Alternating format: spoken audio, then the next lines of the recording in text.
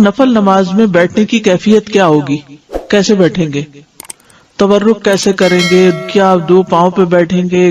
ایک نکال کے بیٹھیں گے؟ دونوں نکالیں گے؟ کیا کریں گے؟ حسن بصری کہتے ہیں اگر انسان چاہے تو نفل نماز کھڑے ہو کر یا بیٹھ کر یا لیٹ کر پڑھ سکتا ہے، اور اہل علم کی جماعت کا یہی قول ہے۔ آپ صلی اللہ علیہ وسلم نے بیٹھنے کی کیفیت کو بیان نہیں کیا، یعنی سنت سے یہ بات نہیں پتہ چلتی کہ بیٹھنے کا طریقہ کیا تھا، بس اس کے مطلق جائز ہونے سے لیا جا سکتا ہے کہ نمازی جس کیفیت پر بھی بیٹھ جائے گا وہ جائز ہوگی، یعنی جو اس کے لیے آسانی اور سہولت ہوگی۔ ظاہر ہے بیٹھے گا وہی جس کو کھڑے ہونے میں دقت ہے، تو جب وہ بیٹھے گا تو جس پوزیشن پہ بیٹھ پائے اسی پہ بیٹھ جائے۔ البتہ زیادہ بہتر طریقے میں اختلاف کیا گیا ہے کہ بہتر کیا ہے، بس تینوں ائمہ سے مروی ہے کہ چوکڑی مار کر نماز ادا کرے، پلتھی، کراس لیگز، ٹھیک ہے، اس طرح بھی بیٹھا جا سکتا ہے۔ اس میں آپ دیکھیے کہ جیسے اٹھتے وقت ہم ایسے بیٹھے ہوتے تو اٹھتے کیسے ہیں؟ جیسے اٹھتے ہیں اسی طرح پھر سجدہ کر لیتے ہیں، لیکن یہ ضروری نہیں ہے آپ جیسے اتحیات بیٹھتے ہیں اس طرح بھی بیٹھ سکتے ہیں۔ ایک اور قول ہے کہ بایاں پاؤں بچھا کر نماز پڑھے، یعنی اس پر بیٹھ جائے نا بچھا کر۔ ایک اور قول ہے کہ سرین کے بل بیٹھ کر یعنی بائیں پاؤں کو آگے نکال کر جسے وہ لیگ کے اندر سے نکالتے ہیں نماز پڑھے، اور ان تمام کیفیات کے بارے میں احادیث موجود ہیں۔ نماز بیٹھ کر پڑھنے والے کی کیفیت کے بارے میں حدیث مطلق ہے، بعض اہل علم نے کہا کہ مقید بیان نہیں کی گئی تو انسان کے لیے جائز ہے کہ وہ چوکڑی مار کر بھی بیٹھ کے نماز پڑھ لے، یعنی بیٹھنے کے جو بھی طریقے ان میں سے کسی بھی طریقے پہ بیٹھ جائے، سہولت ہے، ٹھیک ہے۔ کرسی پہ بھی بیٹھ سکتے ہیں، یعنی بعض لوگ نیچے بیٹھ ہی نہیں سکتے تو وہ کرسی پہ بیٹھ کے پڑھ سکتے ہیں اشارے کے ساتھ، یا یہ بھی کر سکتے ہیں کہ صرف اتحیات میں بیٹھ جائیں اور باقی کچھ قیام کھڑے ہو کے کریں، کچھ بیٹھ کے کریں، یا سارا بیٹھ کے کریں اور رکوع کھڑے ہو کے کر لیں اور پھر سجدے میں چلے جائیں اور پھر تحیات بیٹھ کے پڑھ، یعنی اس میں کوئی خاص اور پابندی نہیں لگائی گئی، تو وسعت کی وجہ سے آپ کے لیے سہولت ہے۔ اے اللہ، اے ہمارے رب، تیرے ہی لیے ہر قسم کی تعریف ہے جس سے کہ آسمان بھر جائیں، زمین بھر جائے اور جو کچھ ان دونوں کے درمیان ہے وہ سب بھی، اور اس کے بعد ہر وہ چیز جسے تو چاہے کہ وہ بھر جائے، یعنی تیری تعریف سے بھر جائے۔ اے وہ ذات جو تعریف اور بزرگی کے لائق ہے، جو تو عطا فرمائے اسے کوئی روکنے والا نہیں، اور جو تو روک دے اسے کوئی دینے والا نہیں، اور کسی صاحب حیثیت کو اس کی حیثیت تیرے ہاں کوئی فائدہ نہیں دے سکتی۔ اللہ سبحانہ تعالیٰ کی حمد و ثنا کے ساتھ دعا کا آغاز کرنا چاہیے، اور اللہ سبحانہ تعالیٰ کی کتنی حمد کرے؟ اتنی حمد کہ جس کو نہ گنا جا سکتا ہو اور نہ شمار کیا جا سکتا ہو۔ اللہ سبحانہ تعالیٰ ہی حمد کا، ثنا کا، تسبیح کا، تعریف کا، ذکر کا، بزرگی اور عظمت کا مستحق ہے۔ اور ثنا کا مطلب ہوتا ہے خوبصورتی کے ساتھ کسی کی تعریف کرنا، مدح کرنا، کسی کو خوبصورتی کے ساتھ متصف کرنا، اس کے اچھے اوصاف بیان کرنا، اور مجد کہتے ہیں عظمت اور انتہا درجے کا شرف۔ اللہ سبحانہ تعالیٰ جب کسی کو انعام دینے کا، کچھ عطیہ دینے کا ارادہ کر لیتا ہے تو اس کی مہربانی اور اس کے فضل اور اس کے رحمت کو کوئی روک نہیں سکتا، اور اگر وہ کسی سے اپنی نعمتیں روک لے تو پھر کوئی اور دے نہیں سکتا۔ ما یفتح اللہ للناس من رحمت فلا ممسک لها وما یمسک فلا مرسل له من بعدہ۔ اللہ جو رحمت لوگوں کے لیے کھول دے تو اسے کوئی بند کرنے والا نہیں، اور جس کو وہ بند کر دے تو اس کے بعد اسے کوئی بھیجنے والا نہیں۔ تو اس سے کیا پتہ چلتا ہے کہ ہر چیز کا مالک صرف ایک اکیلا اللہ ہی ہے، وہی سب کچھ کر سکتا ہے۔ لہٰذا اگر ہماری زندگی میں کوئی مشکل ہو، کوئی تکلیف ہو، کوئی پریشانی ہو تو ہمیں کس کی طرف رجوع کرنا چاہیے؟ سب سے پہلے کس کی یاد آنی چاہیے؟ سب سے پہلے کس کا ذکر کرنا چاہیے؟ ایک اللہ کا، کیونکہ سارے مسائل کا حل صرف اور صرف اسی کے پاس ہے۔ ہم عام طور پر دنیا میں جو ریسورسفل پرسنز ہوتے ہیں ان کی طرف رجوع کرتے ہیں۔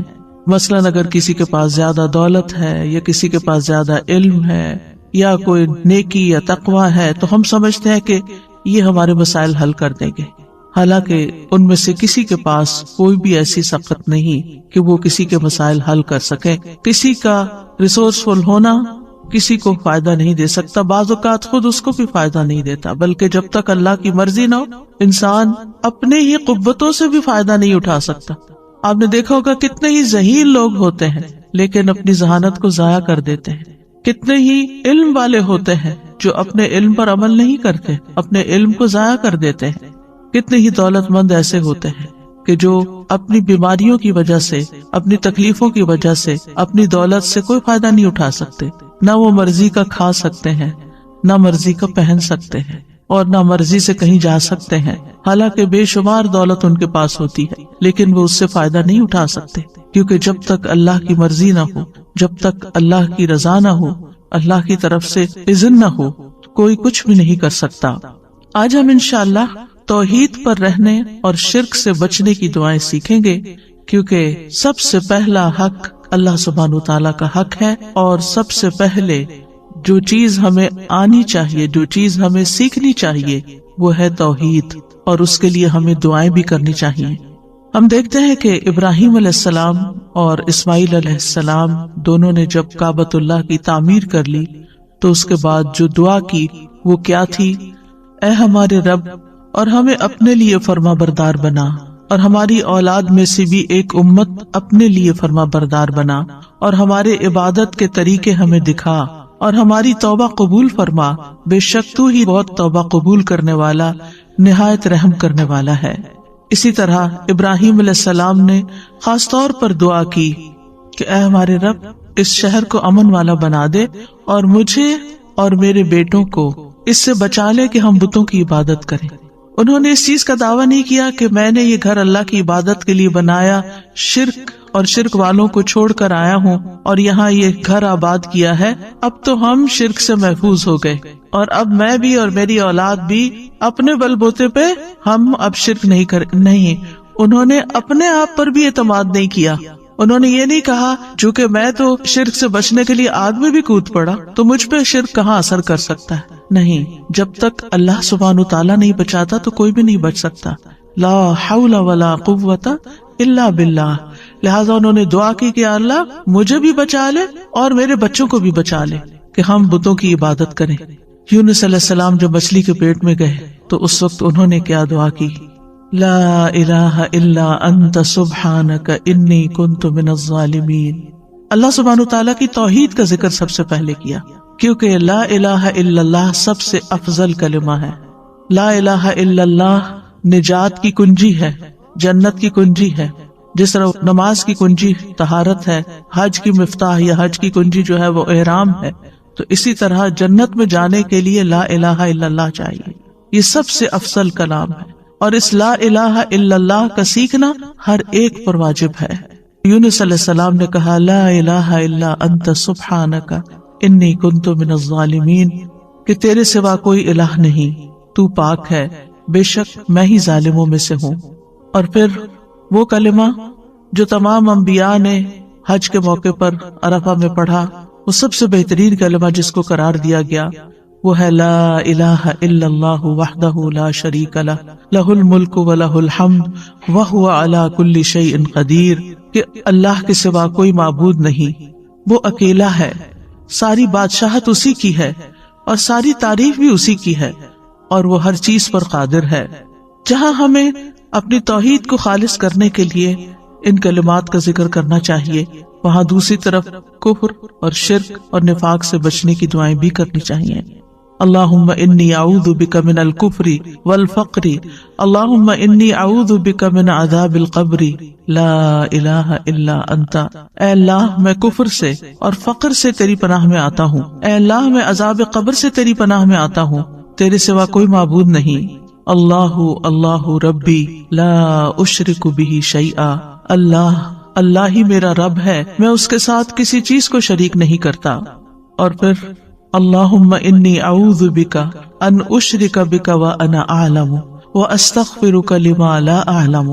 اے اللہ میں تیری پناہ میں آتا ہوں اس بات سے کہ میں جان بوجھ کر تیرے ساتھ کسی کو شریک کروں، اور جو میں نہیں جانتا ہوں اس کے لیے تجھ سے مغفرت طلب کرتا ہوں۔ اور اسی طرح اللہم لک اسلمت وبک آمنت وعلیک توکلت وإلیک انبت وبک خاصمت اللہم انی اعوذ بعزتک لا الہ الا انت ان تضلنی انت الحی الذی لا یموت والجن والانس یموتون۔ اے اللہ، میں نے تیری فرما برداری کی، میں تجھ پر ایمان لایا، تجھ پر توکل کیا، تیری طرف رجوع کیا، تیری ہی مدد سے لڑا۔ اے اللہ، میں تیری عزت کے ذریعے اس بات سے پناہ مانگتا ہوں کہ تو مجھے گمراہ کرے۔ یعنی اللہ سبحانہ تعالیٰ کی توحید کا اقرار کرتے کرتے دعا کیا مانگی کہ تو مجھے گمراہ نہ کرنا، کیونکہ ہدایت تو صرف اللہ کے ہاتھ میں ہے، تیرے سوا کوئی معبود نہیں، تو زندہ ہے جس کو کبھی موت نہیں آئے گی، اور جن و انس سب کے سب مر جائیں گے۔ تو یہاں پر آپ دیکھیے کہ ایک طرف ہمیں توحید خالص حاصل کرنے کی دعائیں کرنی ہے اور اس کا اقرار کرنا ہے اور اظہار کرنا ہے۔ اگر آپ کو یاد ہو جو دعا کے میں نے ابتدائی لیکچرز دیے تھے تو اس میں میں نے دعا کی 3 قسمیں بتائی تھی، اور اس میں سب سے پہلی قسم دعا کی کیا تھی؟ توحید کا اقرار، لا الہ الا اللہ۔ یعنی لا الہ الا اللہ کا اگر آپ تکرار کر رہے ہیں، صرف اپنی توحید کا اظہار کر رہے ہیں، تو یہ سب سے بڑی دعا ہے، یہی دعا ہے، کیونکہ آپ اللہ سبحانہ تعالیٰ پر ہی انحصار کر رہے ہیں، اپنا سب کچھ اسی کے سپرد کر رہے ہیں۔ انسان دعا کب کرتا ہے؟ جب اس کی کوئی ضرورت ہوتی ہے، جب اس کو کوئی پریشانی ہوتی ہے، جب اس پر کوئی غم ہوتا ہے، جب وہ کسی بیماری کا شکار ہو جاتا ہے، جب اس کو کوئی مالی معاملات پیش آ رہے ہوتے ہیں جو مشکل ہو جاتے ہیں۔ تو ایسے اوقات میں ہم اللہ سے دعا کرتے ہیں۔ کیوں کرتے ہیں؟ کہ اللہ تعالیٰ اس مشکل کو دور کر سکتا ہے۔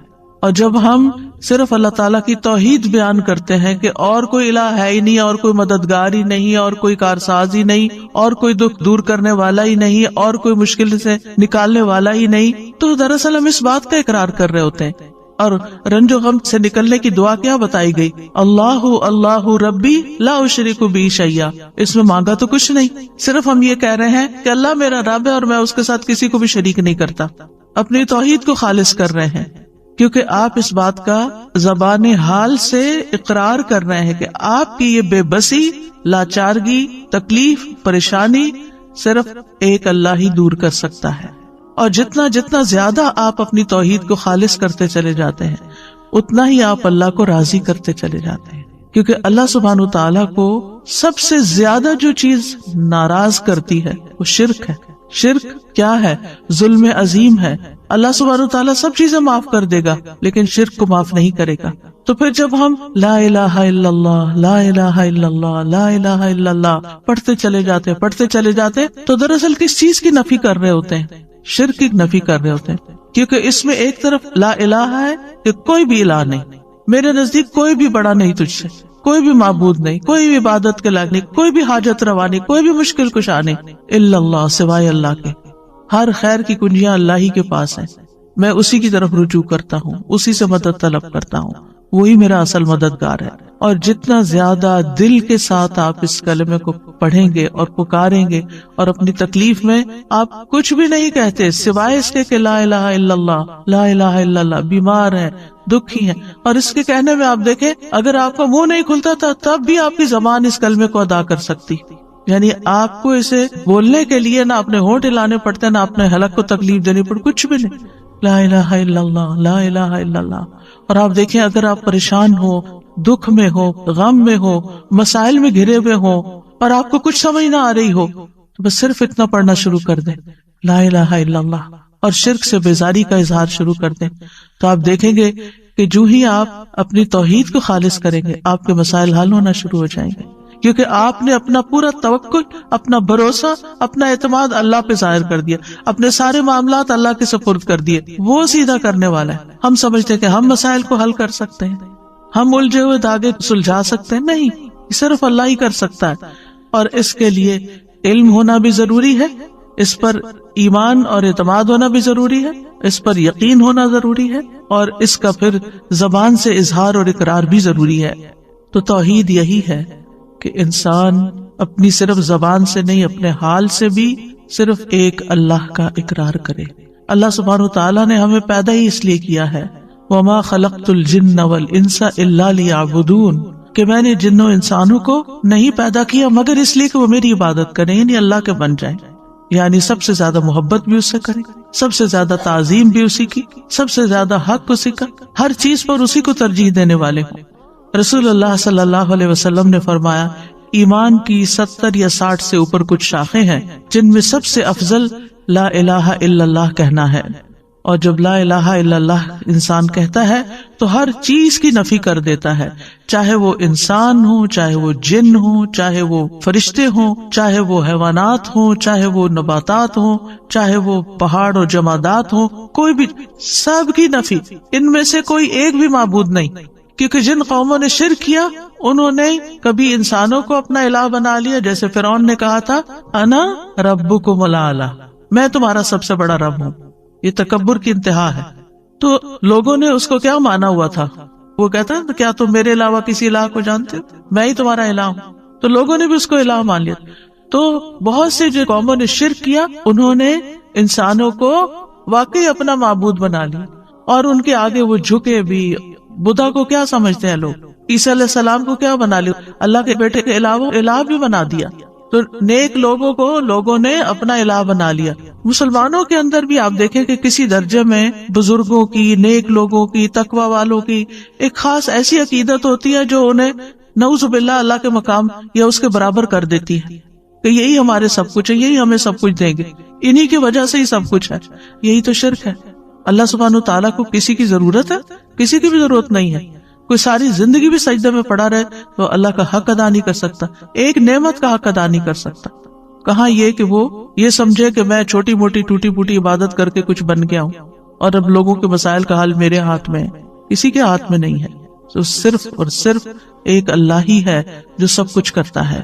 پھر آپ دیکھیں اہل عرب نے فرشتوں کو اللہ کی بیٹیاں بنا کے ان کی پوجا شروع کر دی تھی، ان کے بت بنا کے رکھ لیے تھے، اور وہ سمجھتے تھے کہ یہ ہماری مشکلات آسان کرتی ہیں اور یہ ہمارے فائدے کی ہیں. وہ ان کے نام کی نظر نیاز کرتے، ان کے نام کے چڑھاوے چڑھاتے، ان کے نام پہ جانور ذبح کرتے، بہت کچھ ان کی طرف سے کرتے. تو لا الہ الا اللہ، کوئی فرشتے بھی نہیں. پھر لوگوں نے جنوں کو بھی الہ بنا لیا. سورۃ الجن میں اس کا ذکر ملتا ہے کہ وہ ان سے ڈرتے تھے، ان سے خوف کھاتے تھے، اور جب سفر کرتے اور رات کو کہیں پڑاؤ کرنا ہوتا، کسی وادی میں ٹھہرتے تو کہتے ہم اس وادی کے جن کی پناہ طلب کرتے ہیں کہ وہ ہمیں ہر طرح کے شر سے بچائے، یعنی یہاں جو کیڑے مکوڑے ہیں یا اور کوئی دشمن ہے ان سب کے شر سے ہمیں یہ جنوں کا سردار بچا لے. نعوذ باللہ، یہ بھی بہت بڑا شرک ہے. پھر اسی طرح کچھ لوگوں نے پتھروں کے بت بنا لیے، ان کو پوجتے، کچھ نے درختوں کو بت بنا لیا. اور اب تو آپ دیکھیے کہ کروڑوں کی تعداد میں ہے. جس چیز سے انسان ڈرے، آگ سے ڈرے، پانی سے ڈرے، ان سب چیزوں کو اپنا الہ بنا لیا. اسلام ایک واحد ایسا دین ہے کہ جس میں سب سے زیادہ جس چیز کی امپورٹنس ہے اور جس کے بغیر کوئی مسلمان ہی نہیں ہوتا، وہ ہے یہ کلمہ لا الہ الا اللہ، کہ ہم ہر ایک کی نفی کرتے ہیں، سب کو نگیٹ کرتے ہیں، اور صرف اللہ سبحانہ تعالیٰ کو ہی اپنا الہ اور معبود سمجھتے ہیں. اور پھر توحید کا جو لفظ ہے یہ وحد یوحد سے ہے، جس کا معنی ہوتا ہے کسی چیز کو ایک بنانا. اسی سے اللہ تعالیٰ کی صفات ہیں الواحد، الاحد. اور پھر اللہ تعالیٰ کو ایک ماننا اس کی ذات میں، اس کی صفات میں، یعنی اس کی ذات میں بھی کوئی شریک نہیں اور اس کی صفات میں بھی کوئی شریک نہیں. اس کی الوہیت میں یعنی اس کے الہ ہونے میں، اس کی ربوبیت میں رب ہونے میں، اس کے تمام اسماء و صفات میں وہ یکتا ہے. لیس کمثلہ شیء، کوئی چیز اس جیسی نہیں. وہو السمیع البصیر. امام ابن قیم توحید کی تعریف یوں بیان کرتے ہیں، توحید صرف بندے کے اس اقرار کو نہیں کہتے کہ اللہ کے سوا کوئی خالق نہیں، اور یہ کہ اللہ ہر چیز کا رب اور اس کا بادشاہ ہے، جیسا کہ بتوں کی پرستش کرنے والے اس کا اقرار کرتے ہیں لیکن پھر بھی وہ مشرک ہیں. یعنی اللہ کو ایک ماننا اس معنی میں کہ وہی خالق ہے، وہی مالک اور رب ہے، بادشاہ ہے، لیکن ساتھ یہ دیویاں بھی ہیں، تو یہ بھی شرک ہو جاتا ہے. یعنی کچھ لوگ اللہ تعالیٰ کی کچھ صفات میں اس کو ایک مانتے ہیں اور باقی میں دوسروں کو بھی شریک کر دیتے ہیں. وہ کہتے ہیں، اور بڑی خوبصورت تعریف ہے یہ توحید کی اور ہمیں سمجھنی چاہیے اچھی طرح، کہ توحید اللہ کی محبت، اس کے سامنے جھک جانے، اس کے دروازے پر عاجزی اور انکساری کرنے، اس کی اطاعت میں کمال فرما برداری کرنے، اس کی عبادت میں کمال اخلاص اختیار کرنے، اور اپنے تمام اقوال اور افعال میں اس کے بلند چہرے اور رضا کا ارادہ کرنے پر مشتمل ہے. اسی کے لیے روک لینے، اسی کے لیے عطا کرنے، اسی کے لیے محبت کرنے اور اسی کے لیے نفرت کرنے پر مشتمل ہے. یہ ہے توحید.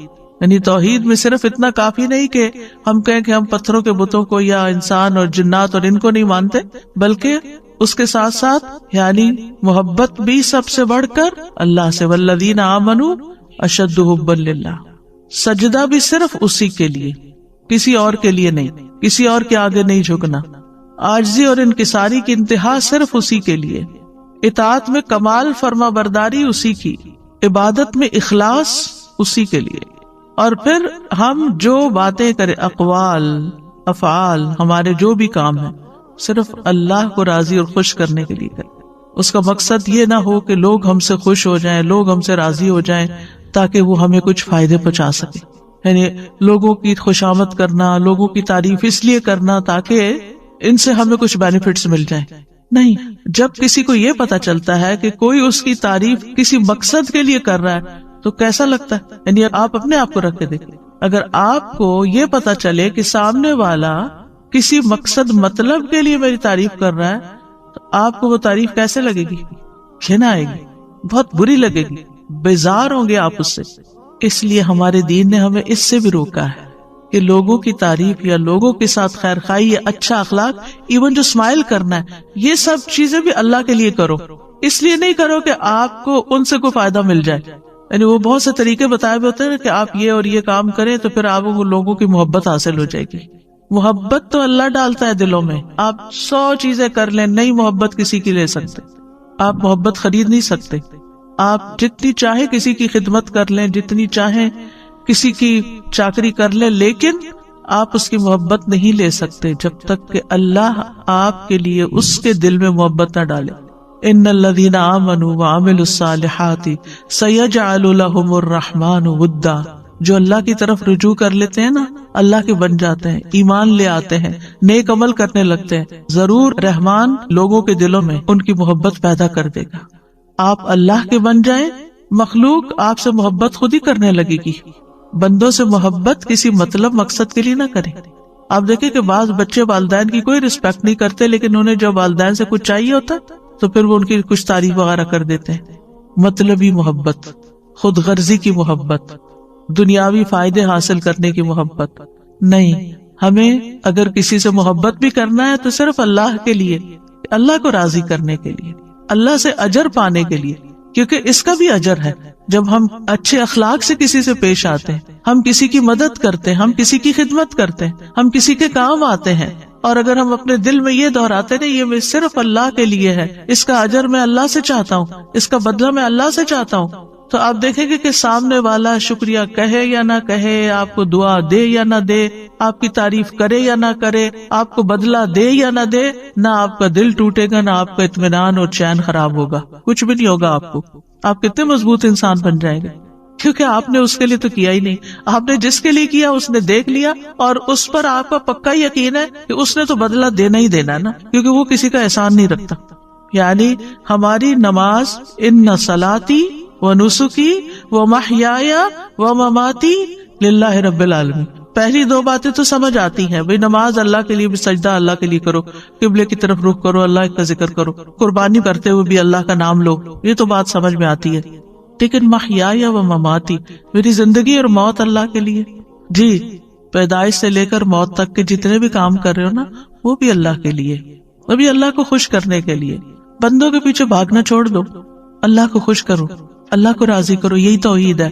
اور جب اللہ کو راضی کرو گے نا، اللہ سبحانہ تعالیٰ دفاع بھی کرے گا تمہارا، تمہاری مدد کرے گا، تو تم سوچ بھی نہیں سکتے کہ کس کس تدبیر سے وہ تمہیں فائدہ پہنچائے گا، کہاں کہاں سے۔ یعنی بعض اوقات ہم کسی چیز کے ضرورت مند ہوتے ہیں، ویسے کوئی بیماری آ گئی ہے، کوئی مصیبت اور تکلیف آ گئی ہے، ہم اس کے لیے دعائیں کر رہے ہوتے ہیں، پھر ہمیں شفا ہو جاتی ہے، ہم سوچتے ہیں یہ ہم نے دعائیں کی تھی نا، وہ میری دعا قبول ہو گئی، پھر اپنے کو کریڈٹ دے رہے ہوتے ہیں، میری دعا سے، آپ کی دعا سے یہ ہوا۔ یہ کتنا عام جملہ ہے، آپ کی دعا سے یہ فلاں کام ہو گیا۔ آپ کو کس نے بتایا کہ اس نے واقعی اتنی اچھی دعا کی، اور واقعی دعا کی بھی ہے یا نہیں کی؟ یہ ہم نے ایک تکیہ کلام بنا لی، آپ کی دعاؤں سے یہ سب کچھ ہو گیا، اگلے کو پتہ بھی نہیں ہوتا کون سی دعائیں، اللہ کی رحمت سے۔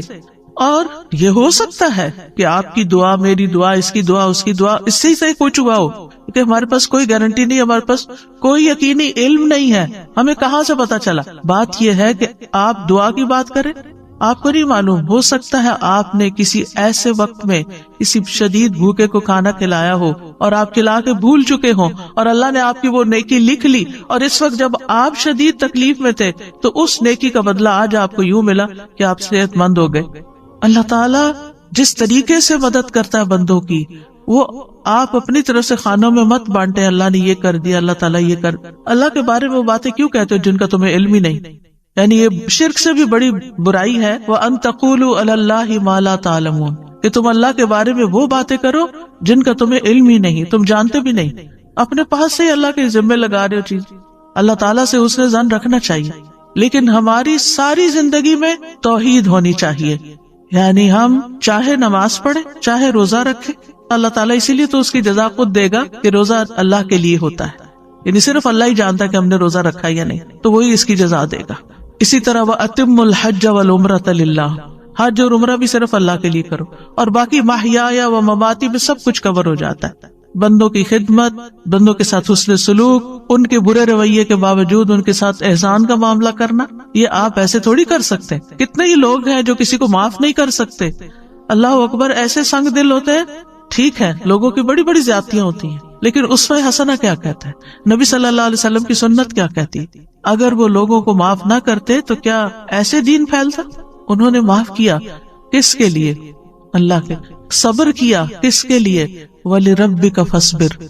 جب ہم کہتے ہیں نا صبر نہیں ہوتا، نہیں، اگر آپ اللہ کی خاطر کریں گے تو وہ صبر بھی ہو جائے گا، اللہ کی خاطر کریں گے تو شکر بھی ہو جائے گا، اللہ کی خاطر کریں گے ہر بڑے سے بڑا، مشکل سے مشکل کام اللہ کے لیے آپ کر سکتے ہیں، کیونکہ آپ کہتے ہیں میں اللہ کے لیے کر رہا ہوں۔ ہم بندوں کے سامنے سٹبن ہو جاتے ہیں، ضدی ہو جاتے ہیں، ان کے ساتھ مقابلے پہ اتر آتے ہیں کیونکہ انہوں نے ہمارے ساتھ یہ کیا تو ہم ان کو ایسے مزہ چکھائیں گے، یہ ساری چیزیں۔ لیکن اللہ سبحانہ وتعالیٰ کے ساتھ ہمارا معاملہ عاجزی اور انکساری کا، ہم اللہ کی خاطر ٹوٹ سکتے ہیں، اللہ کی خاطر اگر ہماری کوئی عزت نہیں کرتا تو ہم اس کو برداشت کر سکتے ہیں، کیونکہ عزت تو ساری ساری اللہ کے لیے ہے۔ تو عزو من تشاء و تذل من تشاء، تو جسے چاہتا ہے عزت دیتا ہے، تو جسے چاہتا ہے ذلت دیتا ہے۔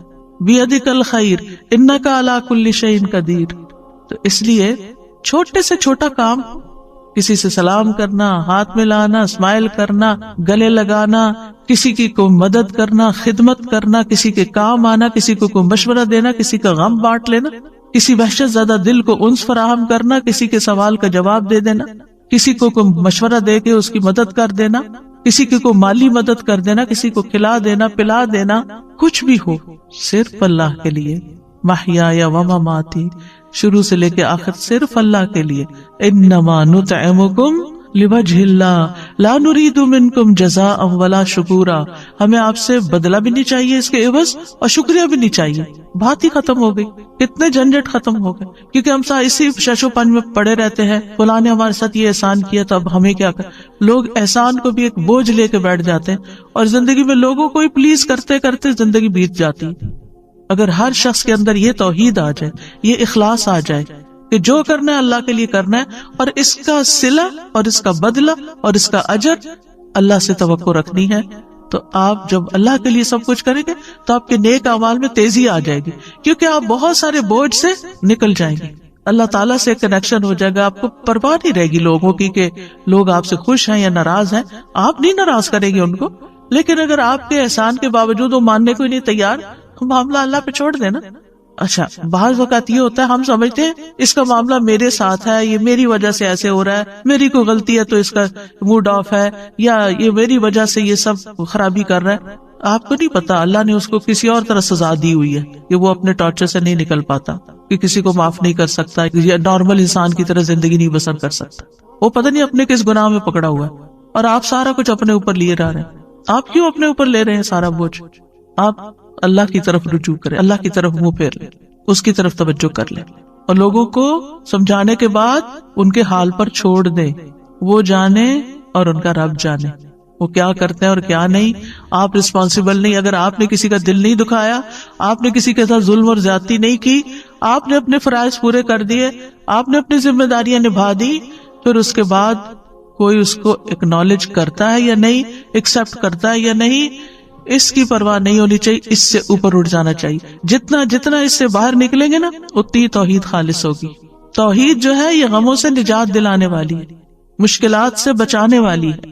تو توحید کا مطلب یہ نہیں کہ اللہ کو صرف خالق و مالک سمجھ کر بس چھوڑ دیا جائے، وہ خالق ہے وہ مالک ہے، نہیں. زندگی کے ہر لمحے لمحے میں اللہ کے ساتھ تعلق، ہر چیز اللہ کے لیے، ساری فرما برداری اسی کی، ہر قول ہر فعل اس کی رضا کی خاطر، اسی کے لیے روک لینا، کیونکہ بعض اوقات روکنا بھی پڑتا ہے کسی چیز کو، اور اسی کے لیے دینا کسی کو، اسی کے لیے محبت اور اسی کے لیے نفرت. توحید کے جو کچھ اور نام رکھے گئے ہیں نا کتابوں میں ملتے ہیں، اس لیے ان کی تھوڑی سی وضاحت کر دیتی ہوں کہ ذرا مشکل ٹرمز ہوتی ہیں تو مطلب کیا ہے ان کا. ایک ہوتی ہے توحید الوہیت. الوہیت کا لفظ الہ سے نکلا ہے. اس کا مطلب یہ ہوتا ہے کہ اللہ کی ایسی عبادت کی جائے جس میں محبت اور تعظیم ہو. ولہ کا مطلب ہوتا ہے یعنی کسی سے محبت کرنا نا، تو محبت اور تعظیم کے ساتھ عبادت کی جائے. اس کا نام توحید عبودیت بھی رکھا گیا ہے کہ وہ انسان ان چیزوں کو ادا کر کے اللہ کی عبادت کرتا ہے جس کا اللہ نے حکم دیا ہے، اور ان چیزوں سے بچنے کے ساتھ اللہ کی عبادت کرتا ہے جن سے اللہ نے منع کیا ہے. اسی طرح توحید طلب، توحید ارادہ بھی اس کا نام رکھا گیا ہے. توحید قصد، قصد کا مطلب ہوتا ہے ارادہ، کیونکہ بندہ صرف اللہ سبحانہ تعالیٰ کے چہرے کو ہی چاہتا ہے، اسی کا قصد کرتا ہے، دین کو اللہ کے لیے خالص کرتے ہوئے اس کی عبادت کرتا ہے. تو ایک ہے توحید الوہیت، دوسری ہے توحید ربوبیت. یہ ماننا کہ اللہ ہی خالق مالک مدبر ہے، رازق ہے، زندہ کرنے والا ہے، موت دینے والا ہے، یہ سارے معنی اس میں آ جاتے ہیں. اور تیسری ہے توحید اسماء و صفات، کہ جس میں اللہ تعالیٰ کے نام اور اللہ تعالیٰ کی صفات میں کسی اور کو اس کا شریک نہ کرنا. یاد رکھیے تمام انبیاء کی بنیادی دعوت توحید ہی رہی ہے. سورۃ الاعراف کو اگر پڑھیں تو اس میں آپ دیکھیں نوح علیہ السلام کا ذکر آتا ہے، حضرت ہود کا ذکر آتا ہے، حضرت صالح کا ذکر آتا ہے، حضرت شعیب کا ذکر آتا ہے. سب کا ذکر کرنے کے بعد ایک ہی عبارت آتی ہے، فقال یا قوم اعبدوا اللہ ما لکم من الہ غیرہ، یا قوم اعبدوا اللہ ما لکم من الہ غیرہ، یا قوم اعبدوا اللہ ما لکم من الہ غیرہ، یا قوم اعبدوا اللہ ما لکم من الہ غیرہ. ہر پیغمبر نے آ کے ایک ہی جملہ دہرایا کہ لوگو اللہ کی عبادت کرو جس کے سوا تمہارا کوئی الہ نہیں، تمہارا کوئی معبود نہیں. نبی صلی اللہ علیہ وسلم نے اپنی تبلیغ کا آغاز کس سے کیا تھا؟ لا الہ الا اللہ سے کیا تھا. یا ایھا الناس قولوا لا الہ الا اللہ تفلحوا، اے لوگو لا الہ الا اللہ کہو فلاح پا جاؤ گے. لا الہ الا اللہ دراصل انسان کو ہر چیز کی غلامی سے، سلیوری سے نجات دلا کے صرف اللہ کا بناتا ہے. یعنی جب آپ بندوں سے خوف کھاتے رہتے ہیں نا تو آپ بندوں کے غلام ہوتے ہیں. جب آپ کسی بندے سے اتنی محبت کرتے ہیں جیسے اللہ سے کرنی چاہیے تو آپ اس کے غلام بن جاتے ہیں. اس کی خوشی میں آپ کی خوشی ہے، اس کی ناراضگی میں آپ کی ناراضگی ہے. یہ غلامی نہیں تو اور کیا ہے؟ تو توحید جو ہے یہ انسان کو غلامی سے نجات دیتی ہے، لوگوں کے بوجھ اور لوگوں کی جو آپ کے اوپر دباؤ ہے اس سے نجات دیتی ہے آپ کو. کیونکہ کوئی آپ کو ڈراتا ہے کہ اگر آپ نے یہ کیا آپ کو گھر سے نکال دیں گے، کوئی آپ کو ڈراتا ہے اگر آپ نے یہ کیا تو جاب سے نکال دیں گے، کوئی ڈراتا ہے کہ اگر آپ نے یہ کیا تو آپ کا سودا یہ پڑا کا پڑا رہ جائے گا، ہم خریدیں گے ہی نہیں. مختلف طرح کی دھمکیاں. جب انسان یہ سمجھتا ہے میرا رازق تو اللہ ہے. ہم نے دیکھا ہوگا کہ بعض خواتین ایسی ہوتی ہیں کہ جو ایک ٹاکسک ریلیشن شپ میں ہوتی، صبح شام کا ٹارچر ہوتا ہے ان کی زندگی میں. ایک تو نارمل ریلیشن شپ ہوتا ہے نا، ایک دن اچھا گزرا، دوسرے دن تھوڑا کام خراب ہو گیا، ایک دن خوش ہے ایک دن ناخوش. یہ دن اور رات تو ہر ازدواجی زندگی میں آتے ہیں. یہ ہو ہی نہیں سکتا کہ آپ ہر روز خوش ہی ہو، اور یہ بھی نہیں ہوتا کہ ہر وقت پریشانی ہو. لیکن کچھ ریلیشن شپ ایسے ہو جاتے ہیں کہ جن میں خوشی نام کی کوئی چیز ہی نہیں ہوتی. اچھا اس ریلیشن شپ سے چھٹکارا کیوں نہیں حاصل کرتے؟ کہ پھر کہاں جائیں گے؟ آپ سورۃ الطلاق پڑھ کے دیکھیے اللہ تعالیٰ کیا حال بتاتے ہیں. سیجعل اللہ بعد عسر یسرا، اللہ تنگی کے بعد آسانی میں پیدا کر دے گا. لیکن کیوں اپنے آپ کو قتل کرتے ہو؟ کیوں اپنے آپ کو یعنی مصیبت میں ڈالا ہوا ہے؟ تو بہت سی چیزیں ایسی ہوتی ہیں ہماری زندگی میں جن میں ہم صرف اس ڈر سے کہ اگر یہاں سے میری جاب گئی تو بس میں گیا، اتنی اچھی جاب شاید مجھے کہیں نہ ملے، اس لیے میں نماز پڑھنے کی بھی اجازت نہیں مانگتا، جمعہ بھی نہیں پڑھتا کیونکہ یہ بہت میری پسند کی جاب ہے. نہیں، آپ کو اپنے رب کے پاس بھی واپس جانا ہے اور وہاں پہلا سوال نمازی کا ہونا ہے تو اس لیے آپ کو وہ بھی سوچ کے رکھنا ہے، رازق کون ہے؟ آپ کا امپلائر نہیں ہے، اللہ رازق ہے، اللہ کی زمین وسیع ہے۔ کیا جب آپ پیدا ہوئے تھے تو آپ کو پتا تھا کہ آپ کینیڈا میں آ کے یہاں کا پانی پیئیں گے اور یہاں کا رزق کھائیں گے؟ کس نے آپ کی قسمت میں یہ لکھا ہوا تھا؟ اللہ نے لکھا ہوا تھا۔ ٹھیک ہے، اسباب انسان اختیار کرتا ہے، لیکن اصل تو پلاننگ اللہ کی ہوتی ہے کہ کس کو کہاں سے رزق دینا ہے، کیونکہ یہ ذمہ اس نے لیا ہوا ہے اپنے اوپر۔ لیکن ہم انہی چیزوں کے اندر پریشان رہتے ہیں۔ ٹھیک ہے، پریشانی اپنی جگہ ہوتی ہے، میں نہیں کہتی کہ پریشانی نہیں ہوتی یا بالکل پریشان نہیں ہونا چاہیے، یہ بھی اللہ کی طرف سے ایک انسان کے اوپر کیفیت آتی ہے، لیکن مقصد یہ ہے کہ انسان کسی بھی دنیاوی نقصان سے بچنے کے لیے اللہ کی عبادت اور اللہ کے ساتھ تعلق کو قربان نہ کرے، اپنی عبادت اور اپنی اطاعت اور اپنی فرمانبرداری اور اپنے خلوص اور اپنی وفاداری کا ثبوت دے کہ اللہ تو ہی میرا سب کچھ ہے۔ اسلام کی پہلی بنیاد ہی توحید ہے۔ اگر توحید نہیں، کسی نے لا الہ الا اللہ نہیں پڑھا، وہ نماز بھی پڑھا، وہ روزے بھی رکھے، آپ نے دیکھا ہوگا کچھ نان مسلمز اپنے کولیگز کے ساتھ مل کے ان کو خوش کرنے کے لیے وہ بھی روزے رکھنے لگ جاتے ہیں۔ آپ کو تو پورے روزے کا ثواب مل گیا، لیکن ان کو کچھ بھی نہیں ملا اس بھوک پیاس سے، کیونکہ وہ اللہ کے لیے نہیں تھا، وہ فرینڈ کے لیے تھا۔ تو ان کو بتانا چاہیے کہ یہ اللہ کے لیے کر لو، صرف ایک اللہ کے لیے لا الہ الا اللہ پڑھ لو۔ کتنا زبردست موقع ہے یہ دعویٰ دینے کا۔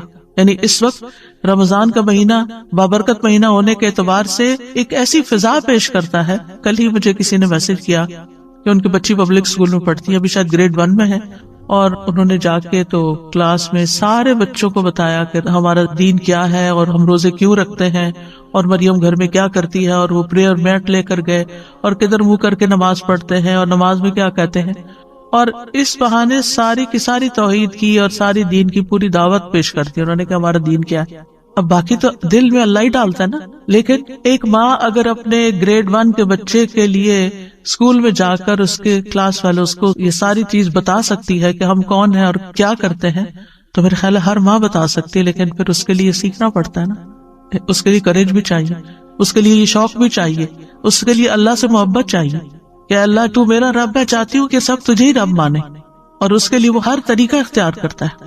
تو کیا ہمارا فرض نہیں بنتا کہ ہم اس مہینے میں، جس میں سب کو پتا ہے کہ مسلم اس وقت فاسٹ کر رہے ہیں، اس میں ان کو بتائے کہ یہ فاسٹنگ کیا ہے اور یہ کیوں کرتے ہیں اور یہ کہاں سے شروع ہوئی اور اس سے حاصل کیا ہوتا ہے؟ کیونکہ عام طور پر فاسٹنگ، آپ دیکھیں نیٹ پہ جائیں، آپ کو فاسٹنگ کے بہت فائدے ملیں گے، اور سبھی کسی نہ کسی طرح کی فاسٹنگ کرتے ہیں، لیکن وہ اسلامی فاسٹ سے بالکل الگ ہے۔ ہمارے فاسٹ کا مقصد ہے تقوی حاصل کرنا، اور وہاں ہے صحت حاصل کرنا۔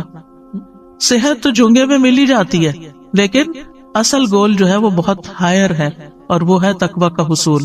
تو قرآن مجید میں بھی آپ دیکھیں کہ ہر آیت کے اندر کسی نہ کسی شکل میں توحید موجود ہے، اور قرآن کی بھی سب سے پہلی تعلیم جو ہے وہ توحید ہی ہے۔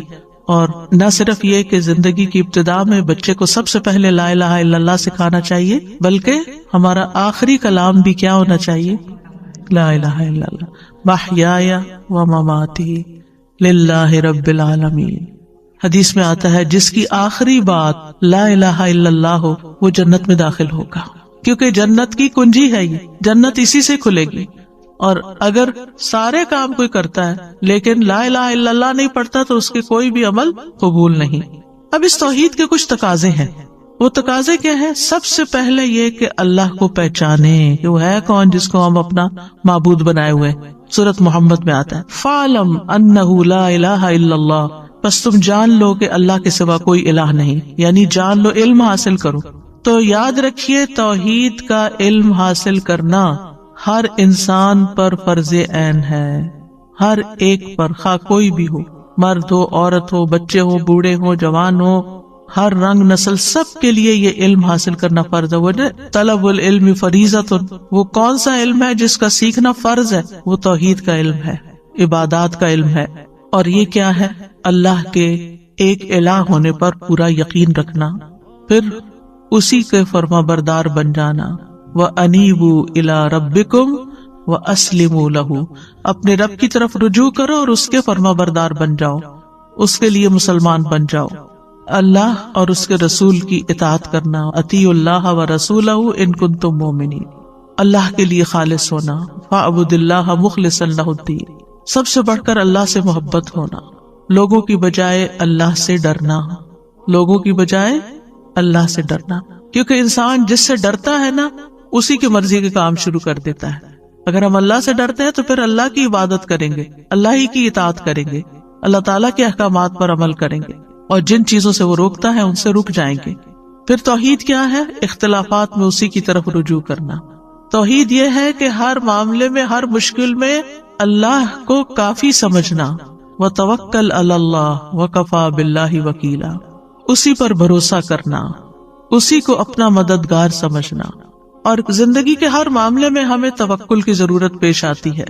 اب دیکھیں کہ بعض لوگ اپنے توہمات کی وجہ سے کہ کل کیا ہوگا، کل یہ نہ ہو جائے، کل وہ نہ ہو جائے، سب کچھ ہوتے ہوئے بھی خوف کا شکار رہتے ہیں اور اللہ پہ بھروسہ نہیں کرتے۔ صدقہ کیوں نہیں کرتے؟ کہ پیسہ جمع کر کے رکھنا ہے کہ بڑھاپے میں کام آئے گا۔ آپ سوچئے کہ کیا صدقہ بلاؤں کو نہیں ڈالتا؟ ٹھیک ہے، آپ اپنے لیے سیونگ بھی کریں، لیکن اس کے ساتھ ساتھ صرف اپنے ہاتھ میں سیونگ نہیں کریں، کچھ سیونگ اللہ کے پاس بھی کر لیں کہ جہاں سے مسائل نے حل ہونا ہے۔ آج آپ دوسروں کے لیے کریں، کل اللہ تعالیٰ آپ کے لیے اسباب پیدا کر دے گا، اور اگر اللہ نے اسباب نہ پیدا کیے تو آپ کے پیسے تجوریوں میں رہ جائیں گے، آپ کے کام پھر بھی نہیں آنے والے، وہ اور لے جائیں گے۔ کتنے ہی بوڑھے لوگ ایسے ہیں کہ جن کے پیسے بینکس میں رہ گئے، وہ دنیا سے چلے گئے اور ان کے گھر بھی چلے گئے، کوئی چیز کام نہ آئی، کوئی والی وارث نہ تھا پیچھے۔ تو اصل عقل مند انسان وہ ہے کہ جو اللہ پر بھروسہ کرتے ہوئے اللہ کی عبادت بھی کرتا ہے، اور جن چیزوں سے اللہ تعالیٰ خوش ہوتا ہے وہ کام بھی خوشی سے کرتا چلا جاتا ہے۔ اللہ سے راضی رہنا یہ بھی توحید کا حصہ ہے۔ ایک روایت میں آتا ہے، ابو سعید کہتے ہیں رسول اللہ صلی اللہ علیہ وسلم نے فرمایا، اے ابو سعید، جو اللہ کے رب ہونے پر، اسلام کے دین ہونے پر اور محمد صلی اللہ علیہ وسلم کے نبی ہونے پر راضی ہو گیا، اس کے لیے جنت واجب ہو گئی۔ پھر توحید میں سے یہ ہے کہ ساری نعمتوں کا شکر اللہ کے لیے، واشکروا نعمت اللہ ان کنتم ایاہ تعبدون، ہر نعمت پر شکر گزار ہونا، پھر اس کے فیصلوں کو تسلیم کر لینا۔ قل لن یصیبنا الا ما کتب اللہ لنا، آپ ان سے کہیے ہمیں اگر کوئی مصیبت آئے گی تو وہی آئے گی جو اللہ نے ہمارے مقدر کی ہے، یعنی تقدیر پر اطمینان ہونا، اللہ کی تقدیر سے راضی ہونا، یہ بھی توحید کا سبق ہے۔ اس کے برعکس کیا ہے؟ شرک۔ شرک کا کیا مطلب ہے؟ اللہ کے ساتھ ایک یا ایک سے زیادہ کوئی ہمسر، برابر کا ند یا شریک بنانا، جیسے عبادات میں، قربانی میں، مدد طلب کرنے میں، شفاعت میں، یا دعا کی قبولیت میں، یا ربوبیت میں اللہ کے ساتھ کسی کو شریک کرنا، یعنی اللہ کے سوا کسی اور کی عبادت کرنا یا اس کو اپنا حاجت روا، مشکل کشا سمجھنا۔ ہماری توحید اس بات کا تقاضا کرتی ہے کہ ہم اس بات پر ایمان رکھیں کہ اللہ ایک ہے اور اس کا کوئی بھی شریک نہیں ہے، نہ اس کی کوئی اولاد ہے، نہ اس کی بادشاہت میں کوئی شریک ہے۔ سورۃ بنی اسرائیل میں آتا ہے، وَقُلِ الْحَمْدُ لِلَّهِ الَّذِي لَمْ يَتَّخِذْ وَلَدًا وَلَمْ يَكُنْ لَهُ شَرِيكٌ فِي الْمُلْكِ وَلَمْ يَكُنْ لَهُ وَلِيٌّ مِّنَ الذُّلِّ وَكَبِّرْهُ تَكْبِيرًا، اور کہہ دیجئے سب تعریف اللہ کے لیے ہے، جس نے نہ کوئی اولاد بنائی، نہ بادشاہی میں اس کا کوئی شریک ہے، اور نہ عاجز ہو جانے کی وجہ سے اس کا کوئی مددگار ہے، اور اس کی بڑائی بیان کرو، خوب بڑائی بیان کرنا۔ ہم بندوں کی بڑائیاں بیان کرتے ہوئے نہیں تھکتے، کبھی زندگی میں اللہ کی بھی ایسی بڑائی بیان کی؟ اپنے آپ سے ہمیں پوچھنا چاہیے۔ تو توحید کیا ہے؟ صرف اللہ کی بڑائی بیان کرنا۔ اور شرک کی اقسام میں ایک فعلی شرک ہوتا ہے، جیسے نجومیوں کے پاس جانا، تعویذ لٹکانا، منکے لٹکانا، جسم کی حفاظت یا گھر وغیرہ کو حسد اور نظر سے بچانے کے لیے کچھ لٹکانا۔ آپ نے دیکھو کہ کچھ لوگ اپنے گلے میں یا ہاتھ میں ایک آئی بنی ہوتی ہے، بلو آئی اس کو کہتے ہیں، شاید بلو آئی، وہ پہن کے رکھتے۔ انا للہ و انا الیہ راجعون۔ کیا یہ بلو آئی ہمیں نظر اور حسد سے بچا لے گی؟ ہرگز نہیں۔ یہ عقیدہ رکھنا شرک ہے۔ کئی لوگ گھر میں بھی شاید لٹکاتے ہیں، مجھے علم نہیں، کچھ یاد ایسے پڑتا ہے کہ گھر میں لٹکاتے ہیں، اور اس کے علاوہ بھی کچھ چیزیں لٹکاتے ہیں کہ جس سے یہ سمجھتے ہیں کہ اس کے لٹکنے سے نظر نہیں لگے گی، حسد نہیں ہوگا۔ کچھ لوگ کالی چیز شاید لٹکاتے ہیں، یہاں تو میں نے نہیں دیکھا، لیکن پاکستان میں گاڑیوں کے پیچھے کسی نے میری توجہ دلائی کہ آپ نے یہ گاڑی کے پیچھے لٹکتے دیکھا۔ میں نے کہا لوگوں نے ڈیکوریشن وغیرہ کوئی کی ہوئی ہے اپنی، جیسے عورتیں پیچھے پراندہ لٹکاتی ہیں، تو ہو سکتا ہے کہ یہ بھی کوئی فیشن ہو، رواج ہو، مجھے تو پتہ ہی نہیں تھا۔ تو انہوں نے بتایا کہ نہیں، یہ اس لیے لٹکاتے ہیں کہ نظر نہ لگے۔ کچھ لوگ بچوں کو تل لگا دیتے ہیں، کالا تل، اس لیے کہ نظر نہ لگے، کیونکہ وہ آتا نا حدیث میں کہ شرک جو ہے سیاہ رات میں سیاہ پتھر پر سیاہ چیونٹی سے بھی زیادہ خفیہ ہے، پتہ ہی نہیں چلتا کہاں سے داخل ہو جاتا ہے۔ ہمیں علم ہی نہیں ہوتا. آپ سوچئے کہ وہ تل کہاں سے بچائے گا, کتنی حماقت کی بات. لیکن میرا خیال ہے اتنی اکثریت میں یہ چیز ہے, میری بہت دفعہ اپنے آس پاس بھی یہ چیز دیکھی, اور میں سمجھتی تھی کہ خوبصورتی کے لیے لگاتے. منکے پہنتے ہیں, ہاتھوں میں کڑے پہنتے ہیں, دھاگے لٹکاتے ہیں, انگوٹھیاں کچھ ایسی پہنتے ہیں کہ جن کے بارے میں یہ تصور ہوتا ہے کہ سلیمانی انگوٹھی ہے شاید, بازو پہ کچھ باندھتے ہیں. تو یہ ساری چیزیں کیا ہیں؟ یہ من گھڑت عقیدے, خود سے ہی گڑھ لیا ہم نے, توہمات ہیں, سپرسٹیشنز ہیں, ان کی کوئی حقیقت نہیں ہے, اور اس کے پیچھے ہم اپنا دین ایمان خراب کر رہے ہیں. تو ہمیں یہ جاننے اور سیکھنے کی ضرورت ہے کہ یہ شرکیہ افعال ہیں. پھر لوگ شادی بیاہ کا مسئلہ ہو تو نجومیوں کے پاس چلے جاتے ہیں, بابا جی کے پاس چلے جاتے ہیں کہ آپ بتائیں کہ یہ رشتہ کامیاب ہوگا یا نہیں. اللہ نے آپ کو نہیں عقل دی کہ آپ خود بھی سوچیں کہ آپ کے بچے کا مزاج کیا ہے, دوسرے کا کیا ہے, کچھ کمپیٹیبلٹی ہے یا نہیں ہے, اور سب سے بڑی بنیاد تو دین ہی ہے. پھر اسی طرح کچھ لوگ اپنی حاجتیں اور مقصد پورا کرنے کے لیے قبروں پہ جاتے ہیں, قبروں پہ ہاتھ پھیرتے ہیں, ان کا طواف کرتے ہیں, ان کو چومتے ہیں جا کے وہ در و دیوار کو, کچھ وہاں جا کے سجدہ بھی کر دیتے ہیں, یہ بھی شرک ہے. پھر اسی طرح کچھ قولی شرک ہوتے ہیں, یعنی کہ زبان سے شرکیہ الفاظ, یعنی غیر اللہ کی قسم کھانا, تمہارے سر کی قسم, تمہارے باپ کی قسم, کعبہ کی قسم, زندگی کی قسم, تمہارے والدین کی قسم, یہ بھی شرکیہ الفاظ ہیں. اللہ کے سوا کسی اور کی قسم نہیں کھائی جا سکتی. کعبہ کی بجائے رب الکعبہ کہیں. قرآن کی قسم اگر اس کو مخلوق سمجھ کے مان رہے ہیں. پھر اسی طرح یہ ہے کہ اگر یہ تعظیم کا عقیدہ رکھتا ہو انسان کہ یہ ساری چیزیں جو ہیں ان کی بہت عظمت ہے, یہ بہت سیکرڈ ہے, ان کو سیکرڈ سمجھے, یہ شرک اکبر بن جاتا ہے. یعنی یہ من کے اور یہ ساری چیزیں سیکرڈ نہیں ہیں. پھر اسی طرح یہ کہنا کہ اگر اللہ اور فلاں نہ ہوتا تو یہ کام نہ ہوتا.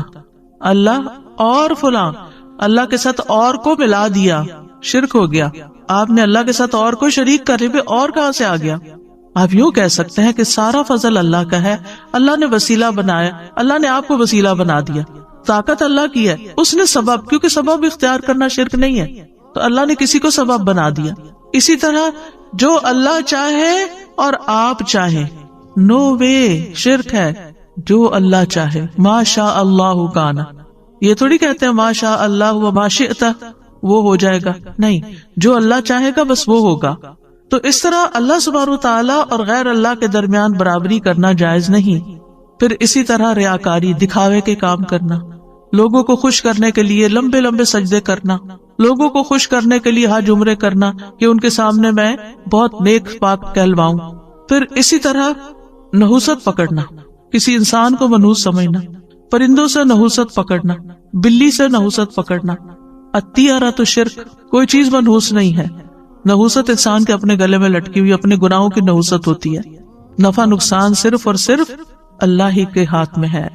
پھر اسی طرح توحید کے اپوزٹ کفر بھی ہے, یعنی توحید کا انکار کر دینا, چاہے آپ اللہ کا انکار کر دیں یا اللہ سبحانہ تعالیٰ نے جن چیزوں پر ایمان لانے کو کہا ہے, کیونکہ کفر عدم ایمان کو کہتے ہیں. ایمان کا نہ ہونا کفر ہے. میں نہیں مانتا اللہ کو. آج آپ دیکھیں کہ خود مسلمانوں کے اندر کتنے ہی ایسے لوگ پیدا ہو گئے ہیں, یا بچوں میں سے یا پھر ماحول کے اثر سے, کہ نو مور بلیف, یہ کفر ہے. یعنی کسی کو بھی نہ ماننا, اللہ کو بھی نہ ماننا اور کسی کو بھی نہ, جیسے ایتھیسٹ ہوتے ہیں. تو ایمان کی ضد کفر ہے, تقوی کی ضد بھی کفر ہے. وسیق الذین کفروا الی جہنم زمرا وسیق الذین اتقوا الی الجنۃ زمرا. اسی طرح شکر گزاری کا اپوزٹ بھی کفر ہے, اور وہ ناشکری کے معنوں میں ہے. احسان کی ضد بھی کفر ہے, نیک عمل کی ضد بھی کفر ہے. یعنی اس کا 5واں میننگ ہے, یعنی کئی معنی ہیں کفر کے. اور کفر کی 2 بڑی اقسام ہیں, ایک کفر اکبر ہے اور ایک کفر اصغر ہے, بڑا کفر اور چھوٹا کفر. کفر اکبر وہ ہے جو انسان کو ملت سے خارج کر دیتا ہے, وہ مسلم امہ سے ہی نہیں رہتا. اور کفر اصغر وہ ہے جو انسان کو ملت سے خارج نہیں کرتا. کفر اکبر میں انکار اور جھٹلانا آتا ہے, حق سے روگردانی, نفاق یعنی اوپر سے اسلام کا اظہار اور اندر سے انکار, شکوک و شبہات کہ پتہ نہیں اللہ ہے بھی کہ نہیں اور ہم ایسے ہی مان رہے ہیں, پتہ نہیں مرنے کے بعد کوئی جنت دوزخ ہے بھی یا نہیں, یہ شکوک و شبہات ہوتے ہیں, یہ بھی کفر کی طرف لے جاتے ہیں. اور دوسری قسم کا کفر کفر اصغر کہلاتا ہے, جو عملی کفر ہوتا ہے, یعنی زبان سے کہہ دینا لیکن عمل میں کوئی ایسی چیز نہ رکھنا, اللہ کے احکام نہ ماننا, نماز کا انکار, روزے کا انکار, حج کا انکار, ان سب چیزوں کا انکار. تو یاد رکھیے کہ جو لوگ اللہ کی توحید کا اقرار کرتے ہیں ان کے لیے خوشخبریاں ہیں، اور اگر قرآن کھول کر دیکھیں جو اس کا انکار کرتے ہیں ان کے لیے وعیدیں ہیں۔ جو لوگ توحید اختیار کرتے ہیں اللہ تعالیٰ ان کا مددگار ہو جاتا ہے، اللہ ان کو سیدھے رستے کی طرف ہدایت دیتا ہے۔ وَإِنَّ اللَّهَ لَهَادِ الَّذِينَ آمَنُوا إِلَىٰ صِرَاطٍ مُسْتَقِيمٍ۔